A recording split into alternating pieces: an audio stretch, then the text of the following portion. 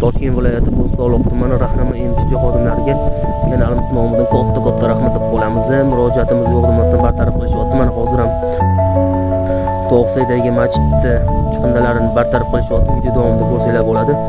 Attushi rahmat, ishlarga omad. Murojaatimiz yo'qlamasdan bartaraf qilib berishyapti.